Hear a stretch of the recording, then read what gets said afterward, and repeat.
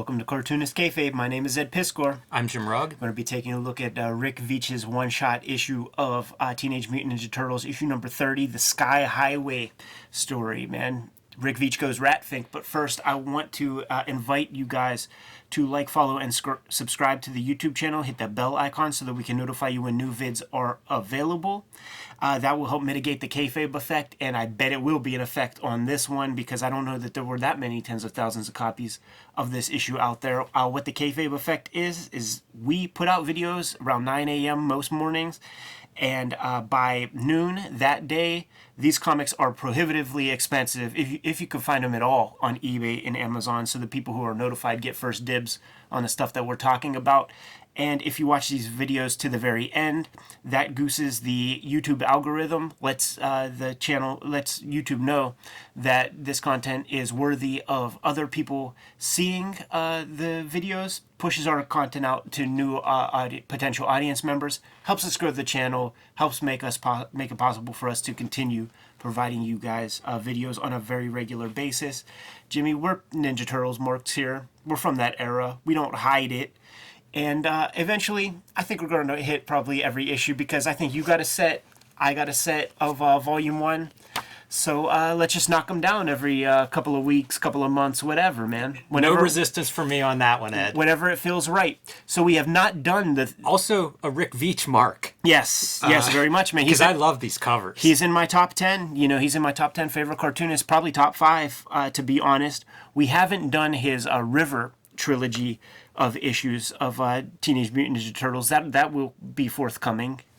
Great story to read. The cover colors are so freaking cool, man. Yeah, he's busting out airbrush, probably using Doc Martin dyes, maybe even in that airbrush. He's creating depth of field by allowing color to go over top of either the ink line, or he's not using a traditional black line for these janked up cars in the background there. It sure looks like he's painting over a line a little bit. Yeah, because I don't know how else you would do it. Yeah, I mean, it could be like a dark gray. Yeah, I guess so. Kind of mark. But it looks amazing, and like comic color did not look like this at Marvel DC 1990. Yeah, we're getting weird blow-ups of stuff around the border, which adds to it. When you see stuff like this, it makes you think like he drew this at a certain proportion and was like, oh, fuck. Could be. But has Casey Jones ever looked cooler? Oh, I know. It looks so demented, dude. it really is like Casey Jones by way of like Big Daddy Roth. It's great, too. You know, I'm glad we spent a minute on the color there, because once you get inside, then you get onto the duo-shade pages. He is a master of duotone board. How about that stuff, man? Goosing some numbers, man, for your self-published miniseries stuff in the pages of an already extremely popular comic. That's another one that we may have to look at. I love the Surgeon General's warning for the one. This graphic novel contains the last word in superheroics. There it is, man. Drop the microphone. Cartoonist Kayfabe is sponsored by the comic books Ed Piskor and I make. If you want to support Cartoonist Kayfabe, pick up our comics and books wherever you buy them. Red Room. Starting with Red Room, the Antisocial Network, Season 1 of Ed's Murder on the Dark Web for Fun and Profit. Trigger Warning, Season 2 is now in stores everywhere. This is issue number 1. Issue 2 also available. Issue 3 coming next month. And available wherever you buy comics, except for banned in 7 comic stores. Hopefully that number's not rising, but you never know. Well, you know what? The cool thing about it rising is that the bigger comic shops heard about that stuff, tripled their orders, man. Nice. WYSIWYG, A History of Computer Hacking. X-Men Grand Design, the Grand Design that started them all, including Hulk Grand Design. Can't wait to 3 oversized volumes of this available. Can't wait to see what your cover looks like when you put yours together, Jimmy. And Hip Hop Family Tree, A History of Hip Hop, available in 4 treasury-sized editions or 2 beautiful box sets. You can pick up my latest book wherever comics are sold, Hulk Grand Design Monster. This is in comic shops everywhere now, with some beautiful variant covers, a retelling of the 60-year history of the Incredible Hulk, and coming in April, Hulk Grand Design Madness, with also some beautiful cover choices here by Ed McGuinness and Jeff Darrow, as well as my cover. Again, the 60-year history of the Hulk distilled down into 2 very dense, oversized issues. Plain Jane's, the first young adult comic graphic novel here in America by Cecil Castellucci and me. And Street Angel, Deadliest Girl Alive, which just went out of print from Image Comics, Ed. If you guys at home see Street Angel Deadliest Girl Alive on your comic shop shelves, pick it up because it is no longer available for order. But the original Street Angel hardcover, oversized, these are kind of like director's cuts, almost like artist editions. I think they're the nicest books ever designed. These are all still available from the publisher. You can get them wherever books are bought and sold. And now back to our regular scheduled programming. So we're going to be in the realm of the Sky Highway, which is a never-ending set of Mobius strip highways, man, with people who are mutato heads. Yes. All of the dialogue, like all of the caption expository stuff, is written in a way that is very familiar to, what is it, hot rod culture, the hot rod magazines. One of the examples that I would think about would be there's the White Zombie, Rob Zombie, Iggy Pop collaboration where Iggy Pop has a monologue at the beginning, and it's all this like 4,000 horsepower of rolling thunder, like all of that kind of hyperbole. That is the talk of these people. Yeah, it feels like, I think of like B movies, exploitation movies. The 70s were full of those kind of car movies. That energy is in here. Yeah, but specifically this hyperbole, it comes from something, and it must be like Big Daddy Roth catalogs, something like this. But he creates maybe 4 or 5 principal designs of these specific mutato heads, each one super gnarly. Yeah, so cool looking. Yeah, and each one like turning up the volume, you know what I mean? It just gets more and more outlandish. Here's the cameo appearance of one of my favorite guys. You ready to see his full appearance? His head's being carried on a freaking ice bike. Very awesome. Who does make the back cover, by the way. Yes. Yeah, it's so just cool, right? You know, like there are so many comics we look at. Very few of them feel like there's something cool. This feels like the cool character would be reading this comic. Yeah, he is putting... Rick Veitch is just putting so much effort into what he's producing right here, man. Each guy has a different, interesting looking car. We're getting into wacky races. Yes. Where there's, little obstacle gimmicks that they have. Spy Hunter. And it doesn't do grids. You know, we've talked about this with the set and stuff, just no grids. But then whenever there's like this kind of moment, that feels like real physics. You know, you get some straight lines running into each other, and it feels like jarring. Yes. There's your Mobius strip highway. Unbelievable. Think about how hard it is to draw cars, and now draw a bunch of them in perspective, crashing and burning on a Mobius strip.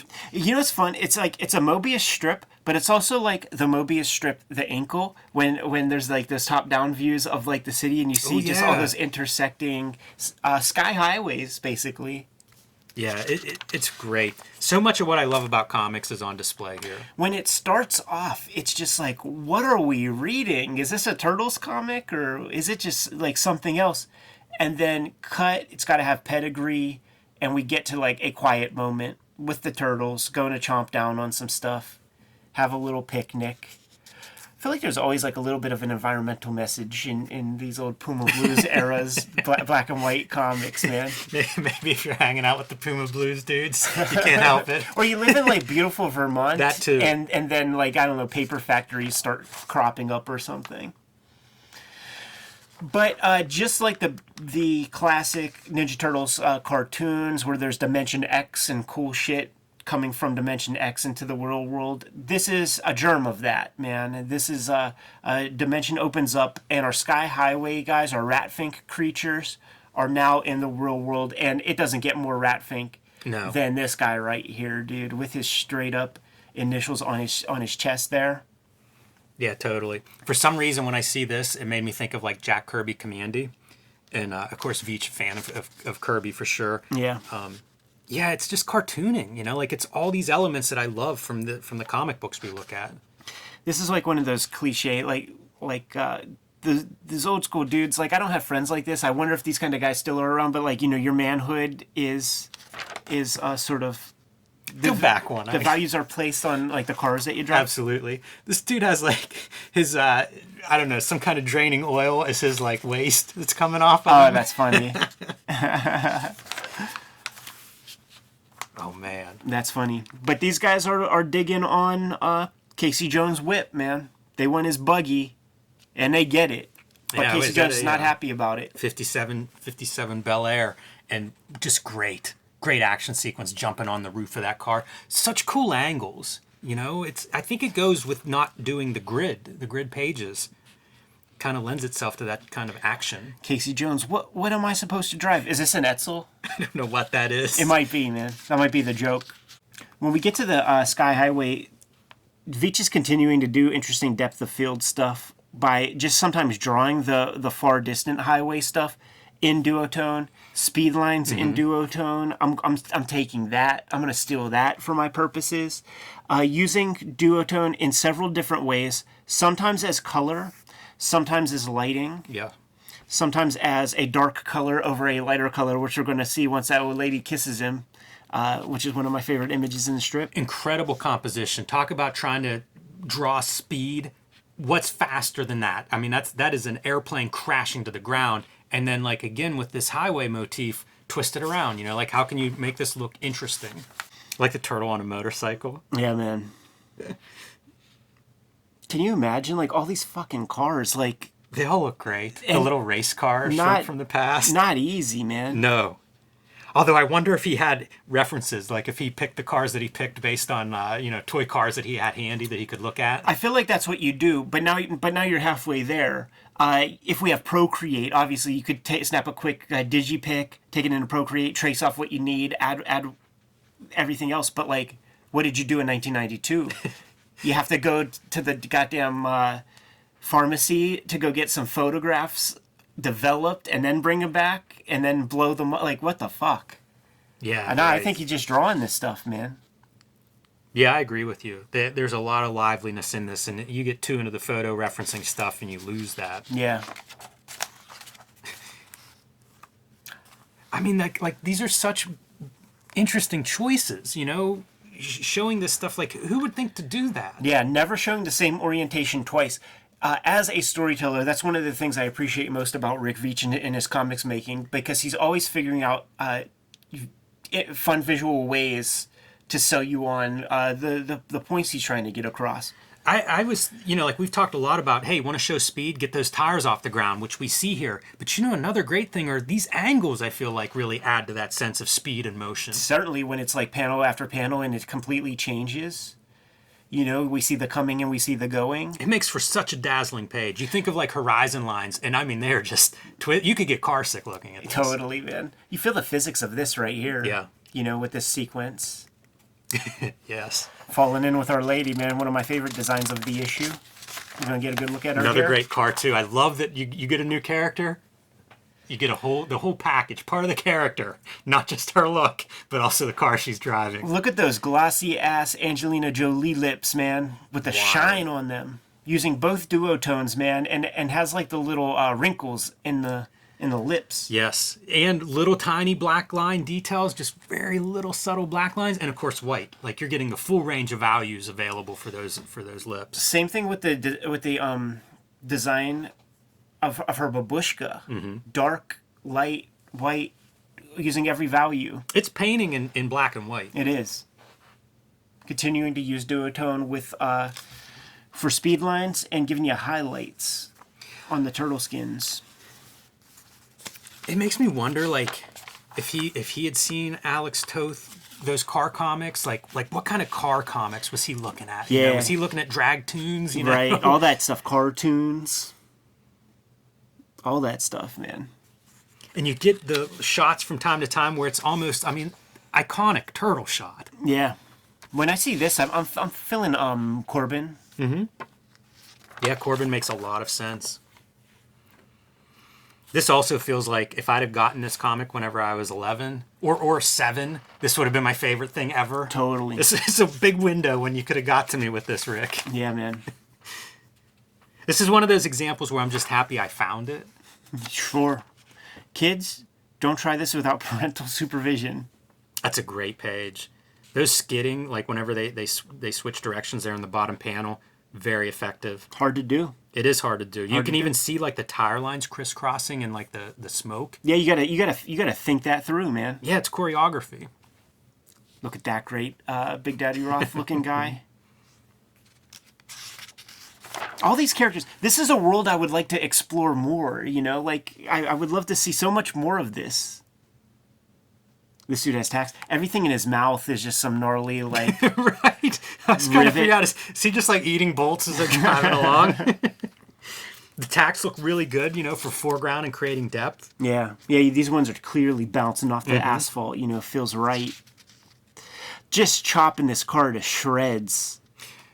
Every page there's more wrong with it. Also, mental note for, you know, if you ever do a wrestling comic in the future and you want to have some tacks, it's a pretty good place to draw some reference from. Jim Cornette praised my brother, who does pro wrestling referee work, where there was like a match that had tacks, and Cornette said he never saw a ref do this because my brother had to count 3 with tacks in the ring. He did accidentally get some in him because the tacks were there, but on the 3rd, my brother picked up a whole gang of tacks and was just pulling them out of his hand. That's so smart, picking some up. Yeah, for the rest of, like, until those guys went in the back. My brother's just, like, selling it as a ref and holding the guy's hand up, but still, like, pulling tacks out of his hand. And Cornette was like, I've never seen that before. That was fantastic, blah, blah, blah, blah, blah.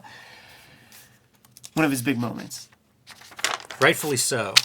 Flip it, dude. Look at those. Look at that kiss, man. That's a payoff. Chekhov's lift. So good, man. Like, that is fantastic. The texture he gets with the shell is really nice, too. Man, all those guys in that beat-up car, amazing. That's so much fun. That's your classic story, too. Like, I always love those moments where it's like, it's a team, and they're slowly coming to, you know, they're coming back together. Right. Get the gang back together for the big reveal. Casey Jones, he's going Big Daddy Roth, man. He's going a little Rat Fink-ish. I think they used the word Rat Fink as a pejorative a couple times in here, like, hey, you Rat Fink. That would make sense. Yeah. I always knew what Rat Fink was, but I don't know why. Yeah, I'm trying to think of where I would have first even seen that. You know, I mean, you see that character in sort of like in ads and stuff. Little toys and little tchotchkes at the flea market and stuff. And I was like, oh, that's Rat Fink, of course. But, like, I have no idea. There's not, like, a cartoon, I don't think. Now I feel like there's a hole in my memory of, like, has Rat Fink always been there? Is this version of my Matrix sponsored by Rat Fink? Is this some brand? That's a gnarly top panel. You know, like, that's a shot we haven't seen between tires like that, close to the highway. And you would see it in those movies, though. Like, I went through a phase of watching some of those, like, Vanishing Point and those kind of movies, and you would see these kind of, like, how do you shoot this in a cool way? Right. And I can picture Rick Veitch must have seen this stuff. At least once he met Bissett, he must have been drugged to drive-ins to watch all these movies. You know, like, it looks cool, and it's almost like he saved that shot. That's an iconic shot. It'd be in every one of those car movies you've ever seen. Absolutely. So, it feels like he saved it for a good moment here. This looks so hard to draw. It looks like the cars are bleeding. Yeah. It's great.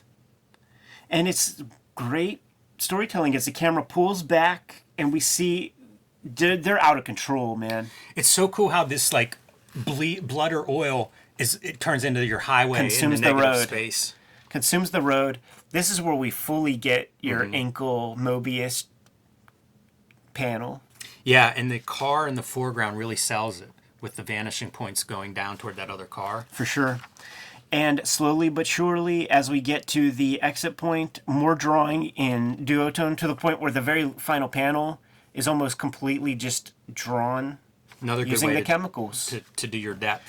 And it is depth, because this is the dark gray chemical and then the light gray for that color. And even further, you're black in the extreme foreground. Right. That car's so trash. Yeah. So we're back to, and dude, the salesmanship of our guy, like, what's the big reveal? Oh, he's back, man. The Crow without his makeup. I thought of the Eric Crow Draven. a couple of times thinking about his car, you know, that Barracuda. Right. There's some good shots of that in James O'Barr's graphic novel. And here's what our mutato heads look like when they come back into the real world. It turns out that you go to Dimension X. If you're in there a little too long, man, you're going to start to rat fink eyes. Like one of them's a beatnik. Yeah, totally. Totally. Though I don't remember any of them having this little beret. Like, Yeah, I don't either. as the mutato head. But the kind of coup de grace, once everybody gets everything that they want, Casey Jones gets his car back, all that stuff. These shiftless layabouts like the Beatnik and his other friends, they realize that their life sucks on regular Earth, man.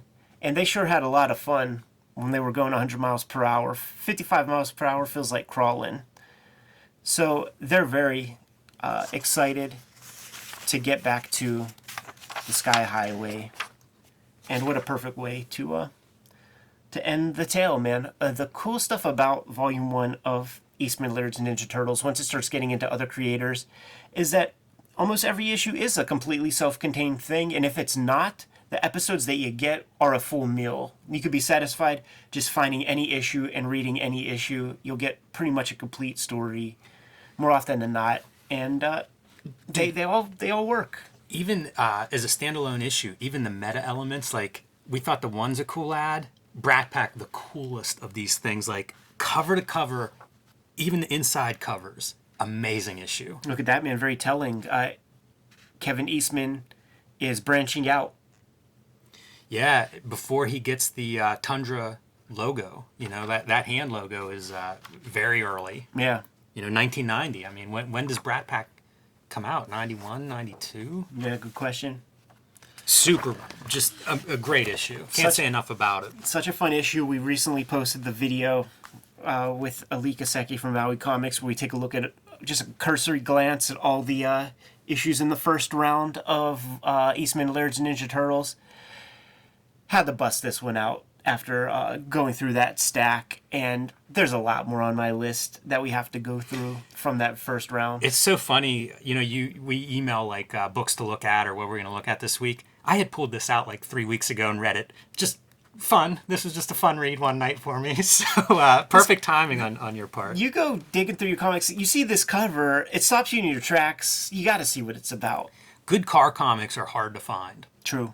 Truer words have not been spoken on Cartoonist Kayfabe. You good to go, Jimmy? Yes. Kayfabers, like, follow, subscribe to the YouTube channel, hit the bell. We'll notify you when new vids are available. What's out there, Jimmy? Hulk Grand Design Monster #1 is in comic shops everywhere right now. Go pick up a copy of that. Hulk Grand Design Madness #1 will be in comic shops at the end of April. So tell your local shop to hold a copy for you if you haven't done so already. It is a retelling, reimagining of the 60-year history of the Incredible Hulk in 2 oversized, densely packed issues.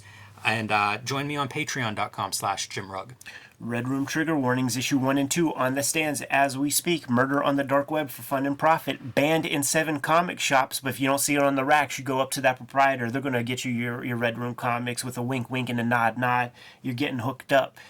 You can read these comics before they hit paper on my Patreon, patreon.com/EdPiscor. $3 for the archive there. More than 200 pages worth of comics up there as we speak, including Red Room, The Antisocial Network, which is last year's season of Red Room comics. Hit up that link tree. You'll be able to get to all those destinations to pre-order and hit up the Patreon. What else, Jim? Subscribe to the Cartoonist Kayfabe e-newsletter at the links below this video. You can also find Cartoonist Kayfabe t-shirts and merchandise at the links below this video. That's another great way to support the Cartoonist Kayfabe channel. Jimmy, give them the marching orders. We'll be on our way. Read more comics.